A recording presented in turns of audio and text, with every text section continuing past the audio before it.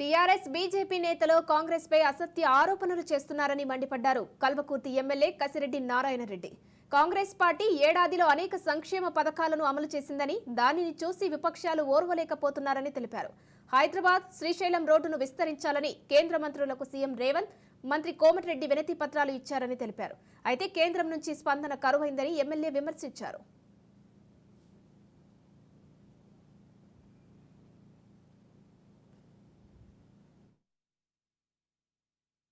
ఈ శ్రీశైలం రోడ్డు చాలా పెద్ద బిజీ అయిపోయింది.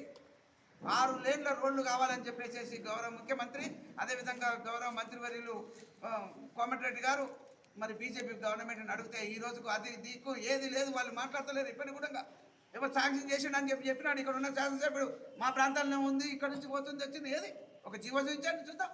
గవర్నమెంట్ ఏర్పడ్డ తర్వాత ముఖ్యమంత్రి గారు ఇద్దరు కూడా వెళ్ళిండ్రు, మంత్రులు అక్కడికి వెళ్ళేసి రిక్వెస్ట్ చేసిరు. కానీ ఇప్పటివరకు కాలేదు. అది ఉన్న వాస్తవం ఒప్పుకుంటాను, కానీ ఆయన మాత్రం ఎప్పుడో అయిపోయింది, స్టార్ట్ అయిపోయింది అని చెప్పి ఏది చెప్పానండి, చూపించమనండి ఒక జీవో.